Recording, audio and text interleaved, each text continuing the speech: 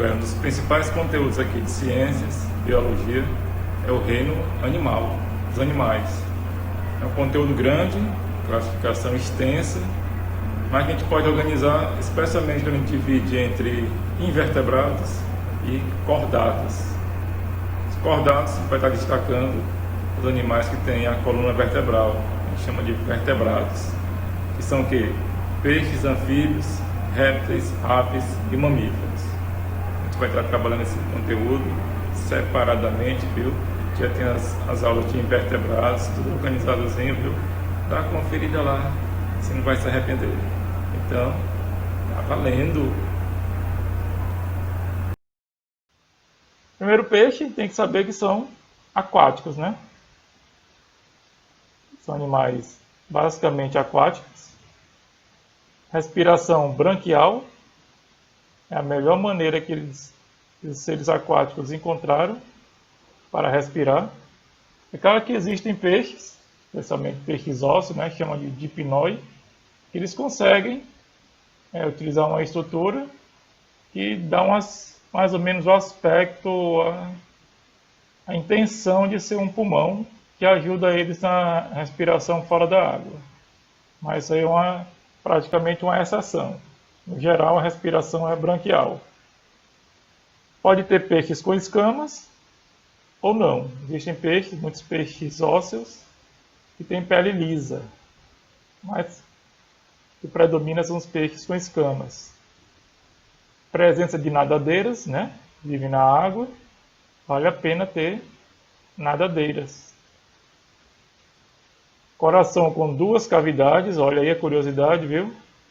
Duas cavidades, se você estiver estudando outros grupos, como anfíbios, répteis, aves e mamíferos, você vai ver essa diferenciação com relação à quantidade de cavidades no coração.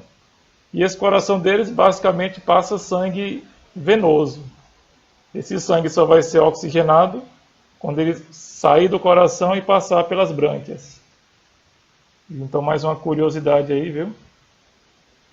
O esqueleto pode ser ósseo, se ele for basicamente de osso, né?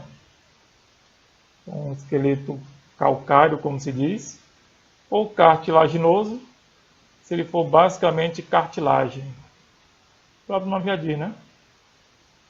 Pode encontrar representantes ovovivíparos, que eles produzem os ovos, mas os ovos eclodem dentro da fêmea e eles vão depois sair, né? Acontecer mais ou menos o parto depois que esses ovos eclodirem dentro da fêmea. É bem comum em tubarões isso aí. Também existem os ovulíparos. Muitos peixes lançam os gametas na água, eles se encontram na água e lá acontece a fecundação externa. Pode acontecer desenvolvimento direto, que encontra muito nos condrictes, e também indireto, que é passando pela fase de larva. Se encontra muito também nos peixes ósseos.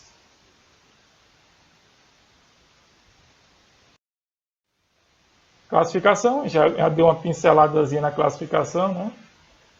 Esse grupo Agnata, ele não é muito comentado no nosso dia a dia, né? Mas são peixes e requer atenção, especialmente se for uma questãozinha que queira te complicar, pensando que você só estudou condrictes e osteites. Agnatas, o próprio nome já diz, não tem mandíbula. Gnatos seria traduzido para mandíbula, e esse A dá a ideia de não. A gente conhece também como ciclóstomos, seria mais ou menos a boca circular. Tem os condrictes, esse condro, traduzindo para português seria cartilagem, né? E esse íctis, peixe. Então seria mais ou menos peixe cartilaginoso. Osteites, esse ostei, traduz como ósseo. E íctis, como peixe, seria peixes ósseos, esqueleto basicamente de osso.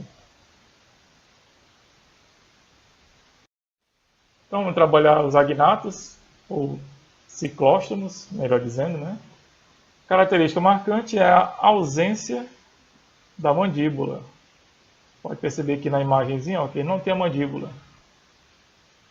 Eles têm uma boca circular, por isso o nome ciclóstomo, e a presença de dentes, que vão ajudar a perfurar o alimento, no caso, né?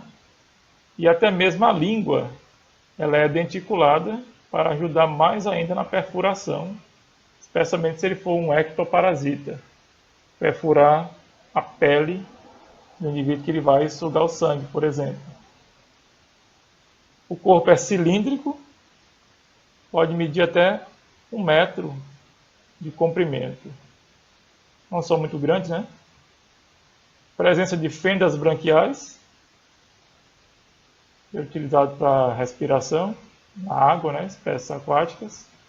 Essas fendas é como se fossem aberturas, onde a água entra, com a água carregando oxigênio, e essa água vai oxigenar o sangue, lá nas brânquias.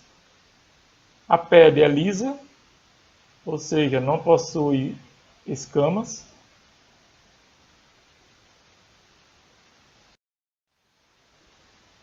São dioicos, tem o sexo masculino e o sexo feminino.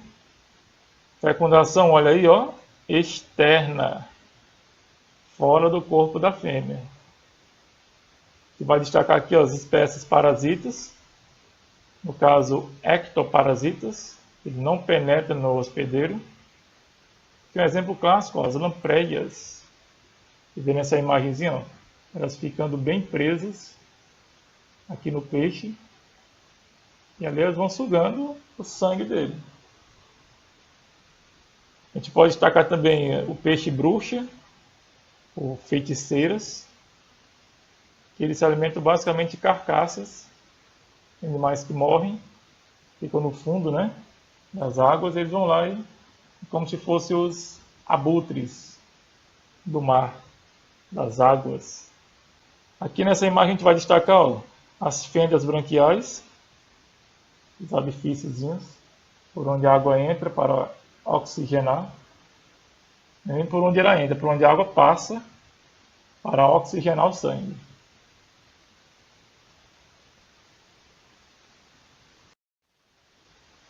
Condrictes, que são os peixes de esqueleto cartilaginoso. Por isso que você vê muita propaganda aí de remédios vendendo cartilagem de tubarão, para tirar do esqueleto deles. Escamas pequenas, parecida com espinho. É como se tivesse um espinhozinho na ponta. Presença da válvula espiral, que é uma característica marcante desse indivíduo, desse grupo, que é no intestino, e vai aumentar a área de superfície, a superfície de absorção. Presença das fendas branquiais, né, como vocês viram ali nos ciclóstomos. 5 a 7 pares, geralmente na lateral do peixe. Se for na arraia, é na parte de baixo. Existe o septo interbranquial, que é uma separação entre as brânquias, entre as fendas branquiais. Tubarões e quimeras. Infelizmente a gente não conhece muitas quimeras, porque elas vivem muito na região mais profunda dos mares, regiões que a gente tem pouco contato. Então esses animais, esses peixes cartilaginosos, tubarões e quimeras, têm um corpo fusiforme, geralmente as extremidades mais afiladas. E as arraias têm um corpo mais achatado, com a boca e as fendas branquiais voltadas para baixo. Destacar que o maior peixe é o chamado tubarão-baleia, bem grande, viu? E a gente vai destacar também os acidentes envolvendo tubarões, né, com o ser humano. Por que acidente? Porque o tubarão está no território dele, o ser humano entrou, né, e ele vai entender que o ser humano seja uma ameaça para ele. Aí geralmente ele usa seus dentes, que são bem poderosos, e ficam em fileiras de dentes, geralmente 3 fileiras até mais, em cima e embaixo, para tentar se defender e afugentar esse indivíduo que está entrando no seu território. São dioicos, que vai ter o masculino e o feminino. Fecundação interna, olha a diferença aí, viu? Dentro da fêmea. Desenvolvimento direto. Pessoal, mas você não colocou lá no ciclóstomo, porque o ciclóstomo pode ter com desenvolvimento direto e com desenvolvimento indireto. Aqui a gente tem apenas direto. Presença do órgão de cópula nos machos, no tubarão, que é chamado clasper. Bom guardar esse nome, viu? Clasper é um órgão de cópula presente nos tubarões, nos machos. E vai que aparece uma questãozinha aí, né? Boca na região ventral. Você consegue perceber nessa imagem a boca bem na região ventral. Presença de cloaca. Bom se atentar para isso. É onde ocorre a fusão, né, das terminações anal, urinária e genital. Os 3 desembocam nessa saída, nessa abertura que é chamada cloaca. Nessa região aqui, ó, mais próximo às últimas nadadeiras, a região da nadadeira anal. Excreção por rins, claro, né? Presença da linha lateral. Isso aqui é bem interessante, viu? Característica marcante dos peixes. Linha lateral, que são poros sucessivos, formando uma linha em sequência. E nós temos mecanorreceptores, que eles se ligam ao sistema nervoso e vão passar para o peixe qualquer informação sobre vibração na água, ou até mesmo o indivíduo que queira se alimentar deles. Predador. Presença de nadadeiras, né? A gente já falou. Nadadeira dorsal, nadadeiras peitorais, pélvica, nadadeira caudal. Nos tubarões, a gente percebe a nadadeira caudal heterocerca. Quer dizer que tem uma parte maior e uma parte menor. Por isso o nome hétero, né? Como se fosse diferenciado. Heterocerca.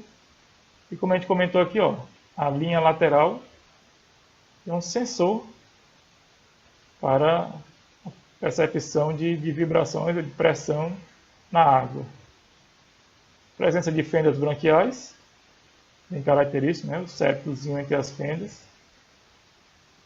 Tubarões têm um fígado bem desenvolvido, característica marcante também, viu? E essa válvula espiral, nessa região do intestino, pode perceber, ó, que é como se fosse um alargamento do intestino. Bem interessante, característica marcante dos condrídeos. Presença do estômago, digestão química. E narinas, na ponta ali do focinho. Peixes, a gente chama de peixes ósseos. Tem um esqueleto basicamente ósseo. Claro que eles vão ter cartilagem, né, em articulações, mas o esqueleto é basicamente ósseo. Pode ter representantes com escamas e representantes de pele lisa. Reconhece bem aí os indivíduos de pele lisa e com escamas. A ausência de cloaca, percebam, ó, característica marcante. A ausência de cloaca, eles vão ter o ânus, característico, ó, um ponto diferenciado para o ânus. Bexiga natatória, vocês não viram isso aqui lá nos condrídeos, né? Essa bexiga natatória é uma estrutura que armazena água e que ajuda armazena ar e ajuda na flutuação do peixe.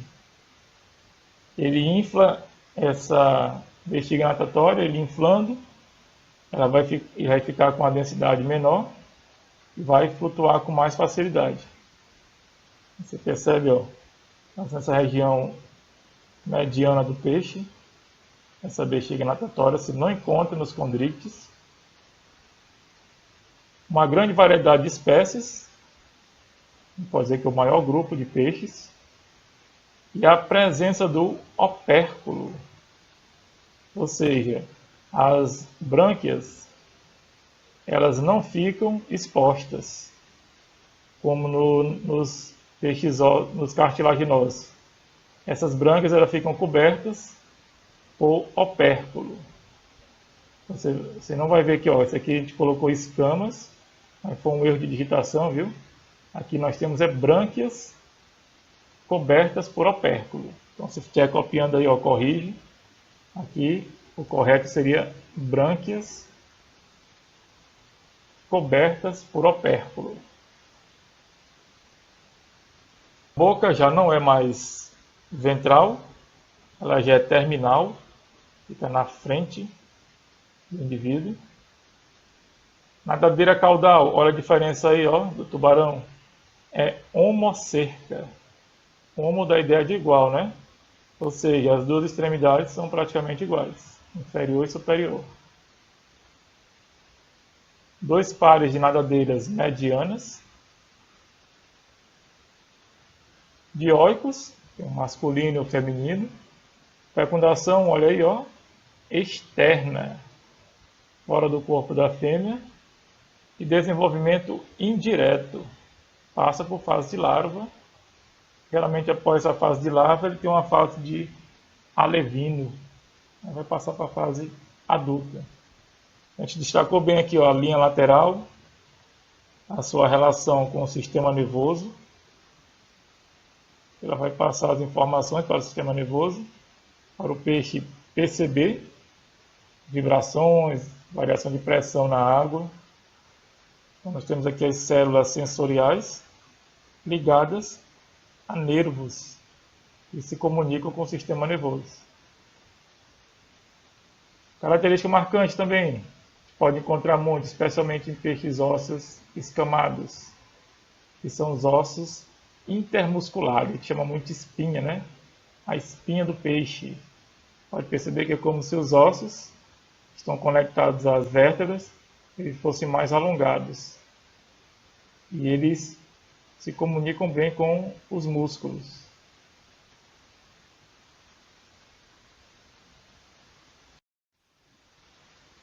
Pode fazer um quadro comparativo entre condrictes e osteíctes, entre peixes cartilaginosos e peixes ósseos. O esqueleto dos condrictes, o próprio nome já diz, ele é cartilaginoso. O esqueleto do osteíte vai ser ósseo. Válvula espiral, ó, presente apenas nos condrictes, vai ser ausente nos osteítes. Opérculo, presente nos osteítes, é aquela camadazinha óssea que recobre as brânquias. A boca, nos condrictes, ele fica na posição ventral, e nos osteítes ela é mais anterior, voltada para frente. Bexiga natatória, percebam, ó, presente nos osteítes, dos peixes ósseos, e ausente nos cartilaginosos. Já a cloaca, vamos se lembrar isso, ó, cloaca presente nos condrictes, nos peixes cartilaginosos, e ausente nos osteítes. Essa tabela te ajuda bem a fixar e diferenciar esses indivíduos. A gente agradece a atenção. Essa aula foi bem prática, né? Bem visual, bem dia a dia, cotidiano mesmo. E quando você olhar um peixe, você já vai olhar diferenciado, né? Você já vai procurar as características, presença do crânio, dos olhos, o opérculo. Você vai verificar as nadadeiras, dorsal, peitoral, pélvica. caudal e por aí vai. Aí vai tentar observar a linha lateral, vai ver a bexiga natatória quando você olhar ele por dentro, né? Vai ficar praticamente uma aula prática em casa. Essa aula está no nosso canal, Anderson Ciências. E vai lá, confere, compartilha e deixa aquele likezinho, né?